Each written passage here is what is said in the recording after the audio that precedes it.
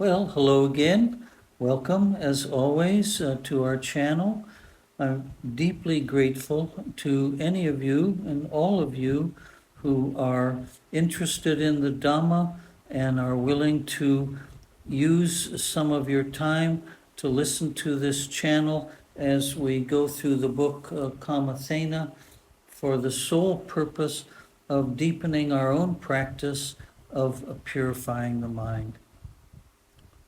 Today we're on page 38. On page 37, we turned the page, as you must know by now, and finished the topic of the fetters.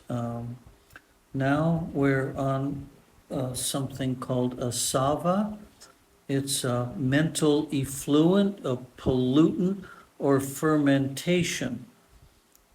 It's a canker. I don't know if any of you have had a canker sore. I have. They're really painful, complicates our ability to speak. If anything touches the inside of the lip or tongue, it's painful, and eating, chewing is painful. So we're talking about things that cause suffering, corruptions that flow out of the mind and create the flood of the round of death and rebirth. Well, it doesn't get worse than that. We better pay attention. We're not going to hear anything new on this page. The Buddha taught for 40 years, and he taught pretty much the same thing to all through those 40 years. And as far as we know, he didn't withhold any secrets. He didn't select his special elite group of disciples to teach special teachings to, which he withheld from the general public. He taught only what was helpful for anyone of any class or status to end the cycle of rebirth.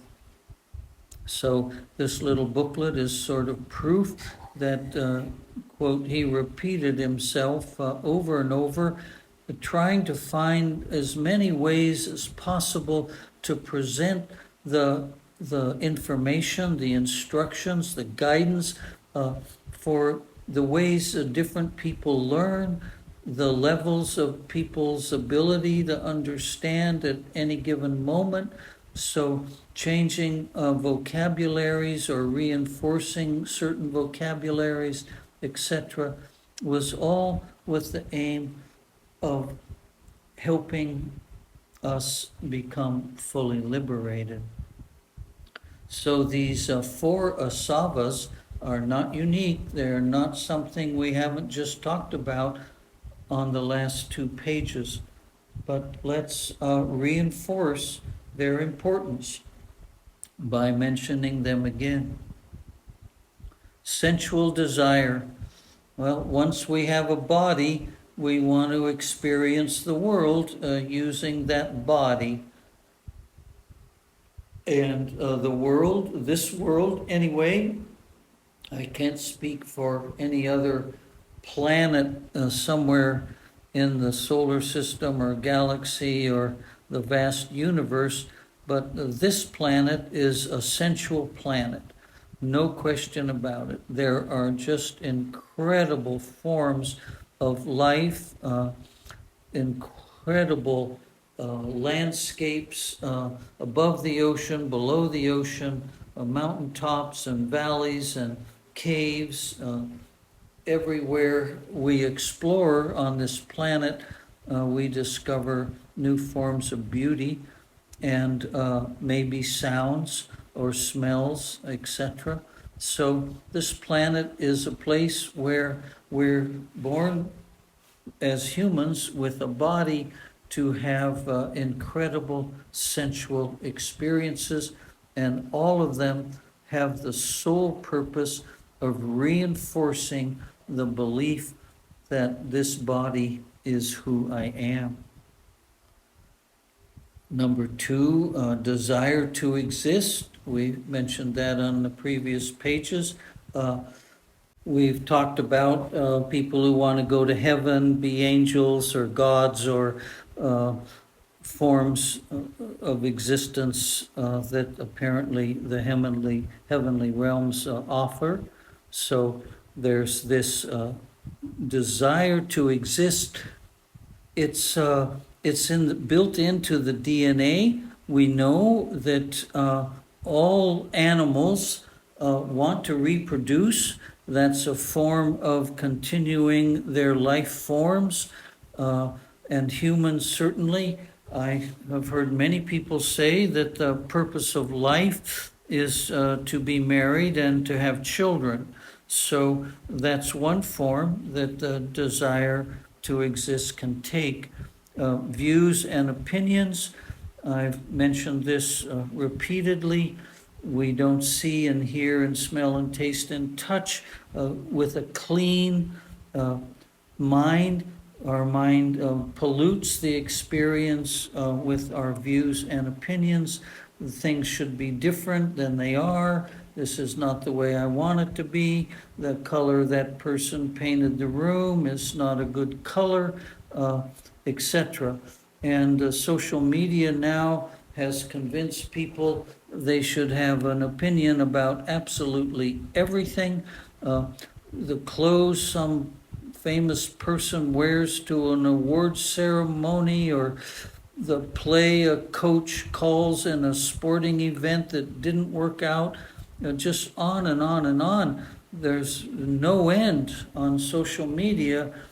Everybody has an opinion, and the value or the disservice this does to us is it makes us feel special. My opinion is better than yours by definition.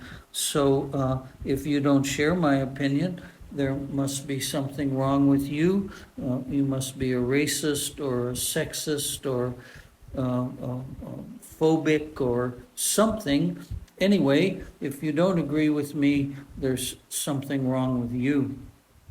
And then this ignorance, again, is always ignorance of Dhamma, ignorance of the truth, the ignorance of these three things: sensual desire, the desire to exist, views and opinions.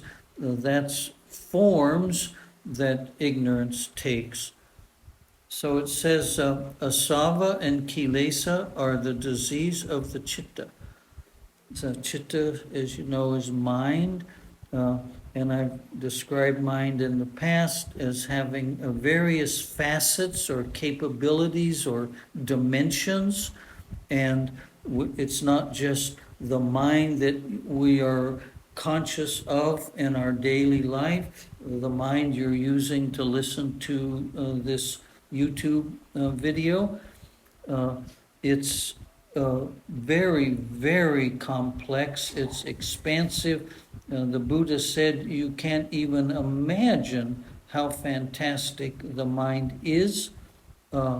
So this asava and kilesa, they are the disease of the mind, in the same way cancer and pneumonia and various other illnesses are diseases of the body.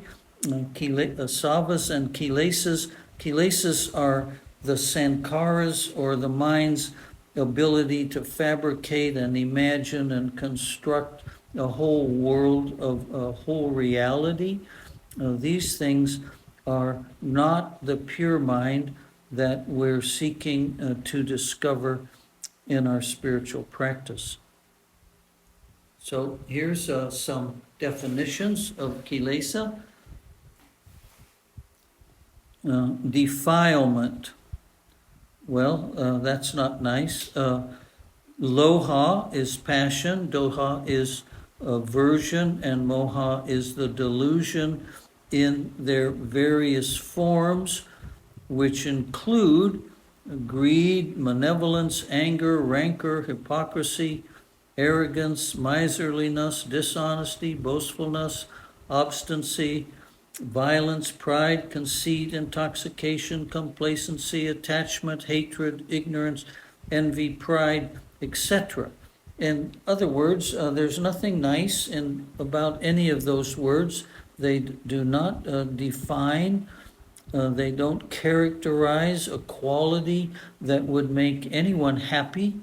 It would make anyone a blessing to themselves or to others in the world, to their family or friends or neighbors or co-workers, etc. All of those characteristics are pollutants. They are unwholesome. They cause suffering. So kilesas are not our friend. They are forms that arise in the mind that have the capacity to trick us or deceive us and take control of the mind. And in that moment, we're miserable. The minute we have surrendered to any of those words, malevolence or miserliness, etc., the moment that quality of consciousness has taken hold in the mind, we just went to hell. Right? We didn't need a handbasket. So let's continue.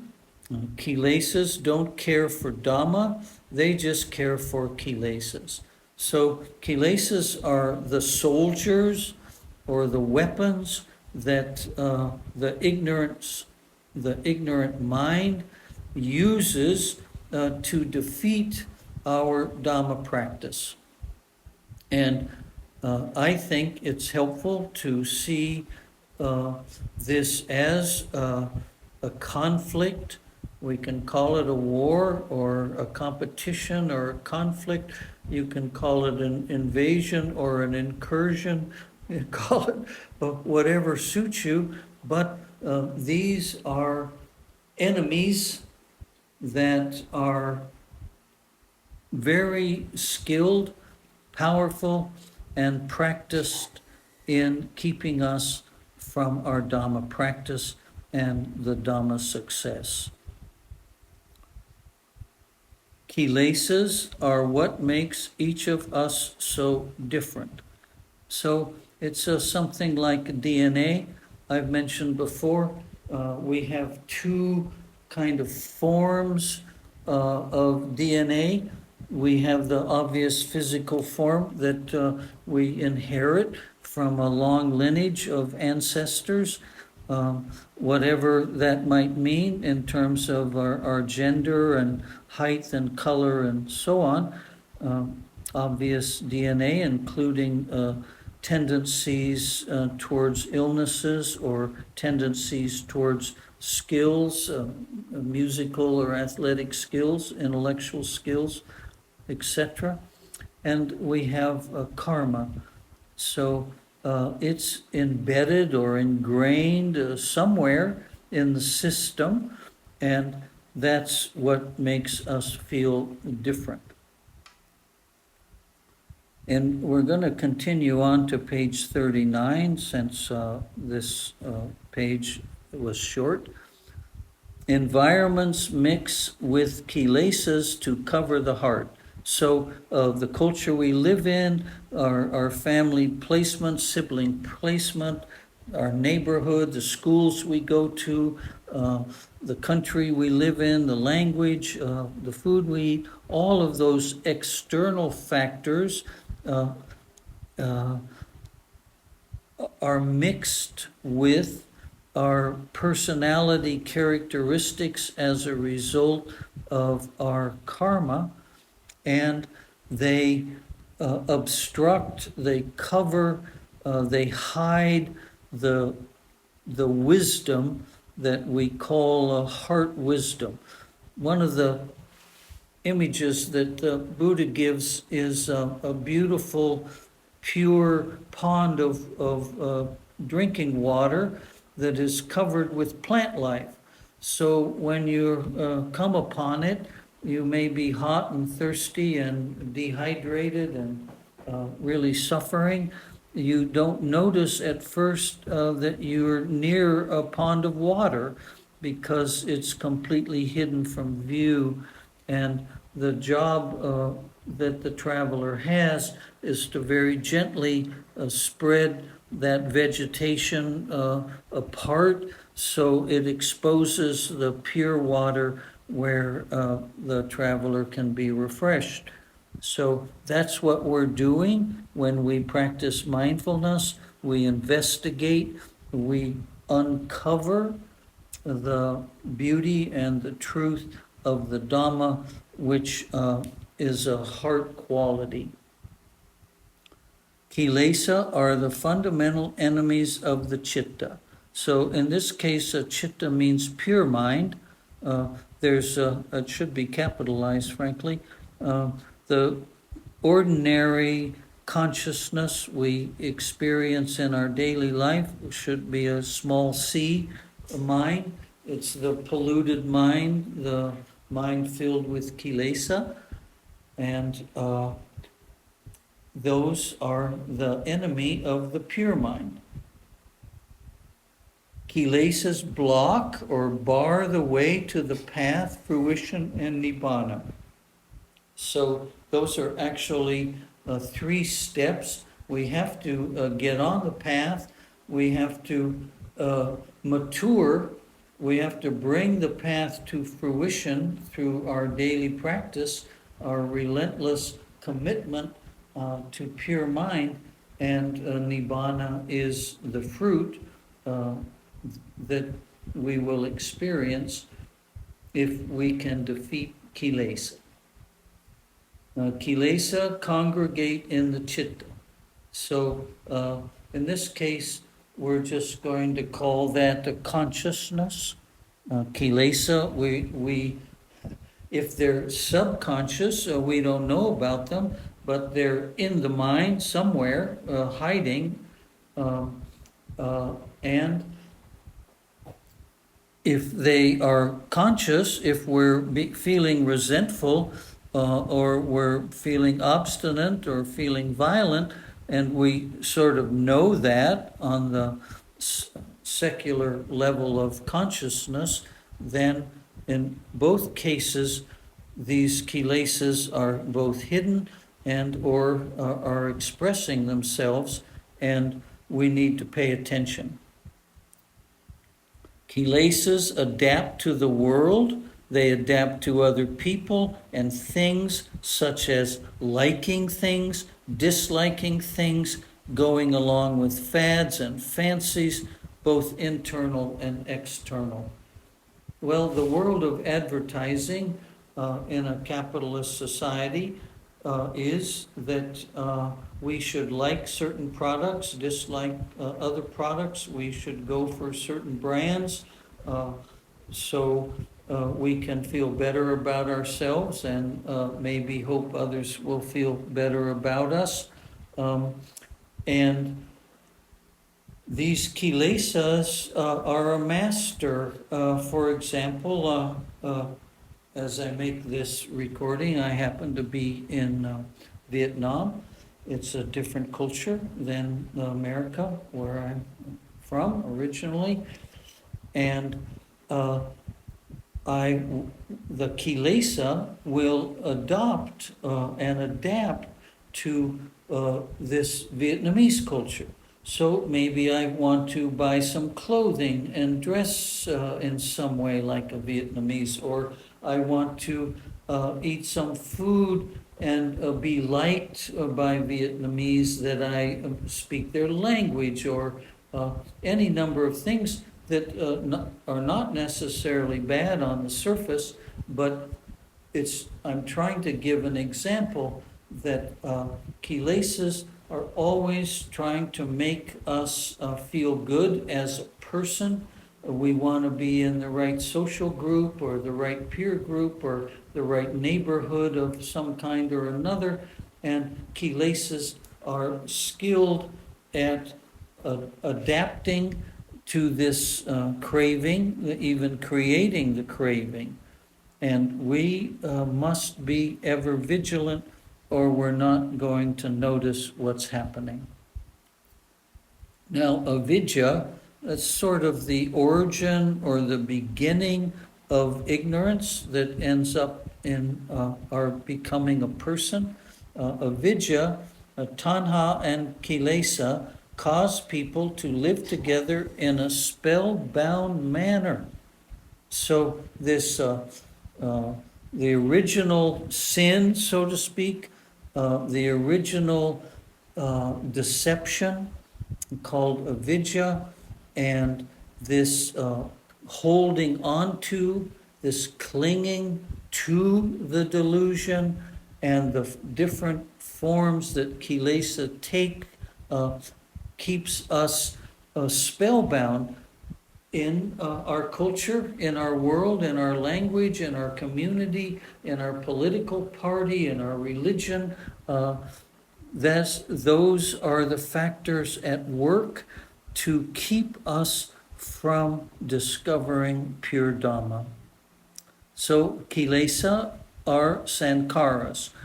So we know we're talking about kilesas as being the enemy, and the form the enemy takes, various forms the enemy takes, or the various forms, the uh,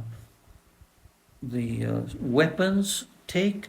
The major one is thinking.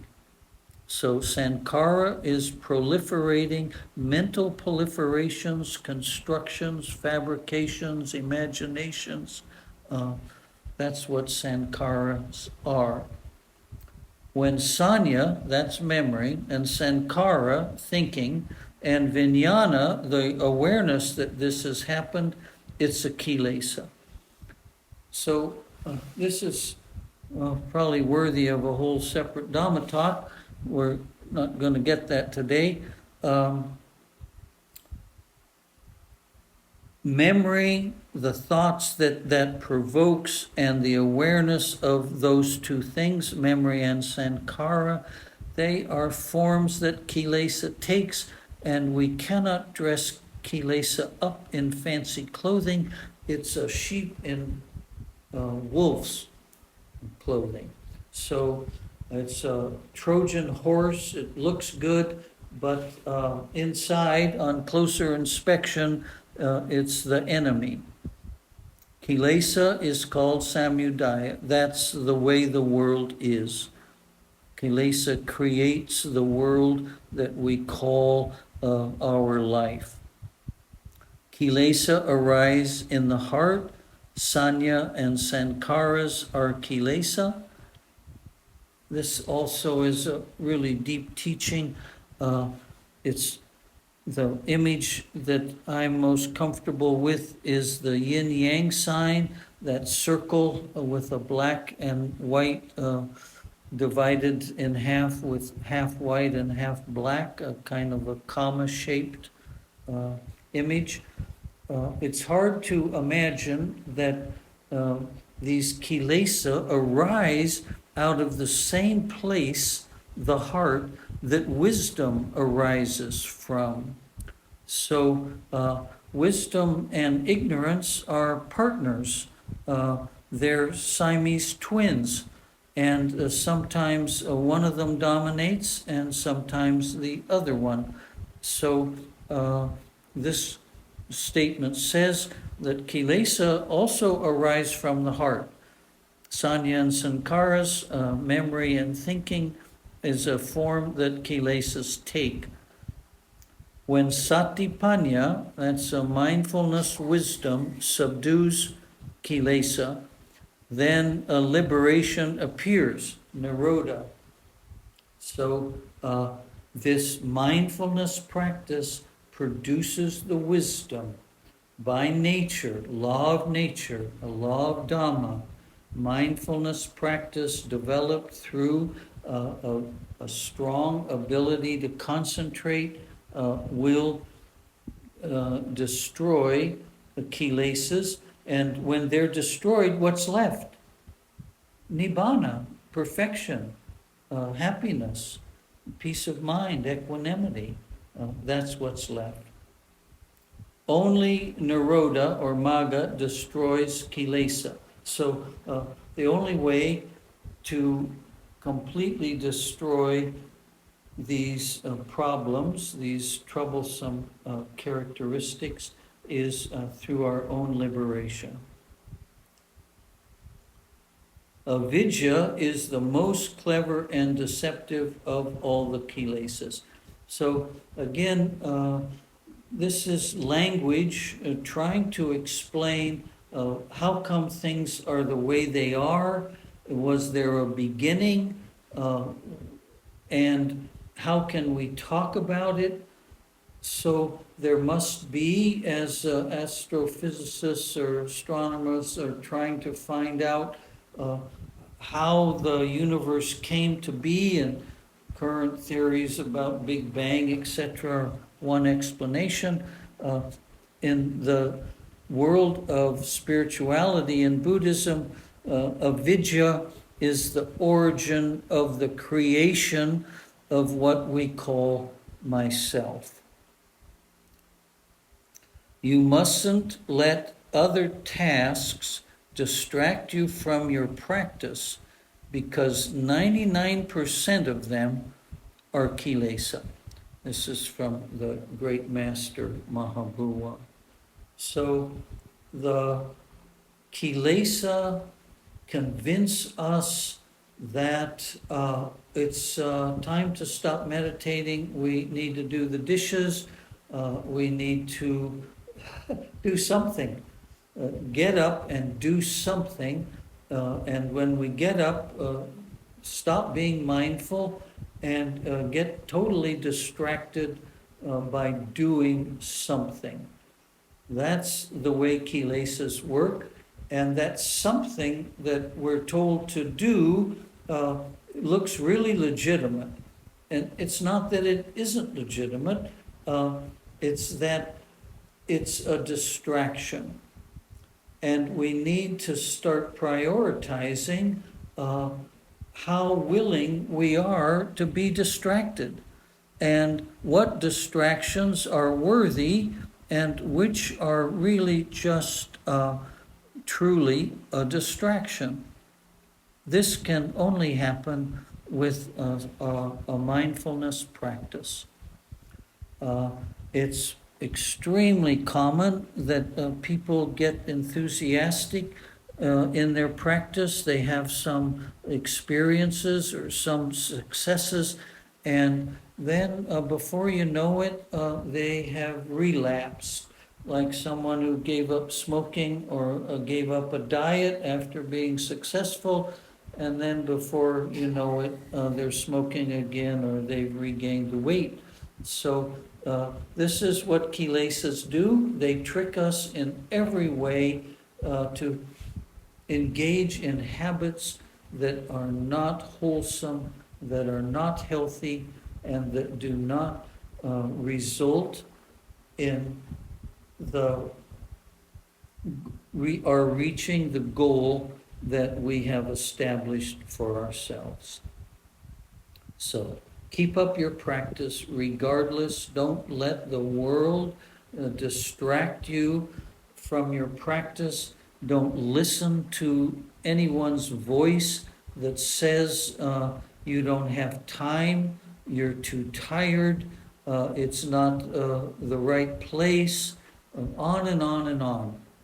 Do not listen to these kilesa. Just continue to develop a strong determination with patient perseverance, and you're bound to be successful. Thank you for reaching the end of this Dhamma talk, and I hope you'll tune in again. I hope you'll consider sharing these talks with others, that they too might be blessed. Thank you.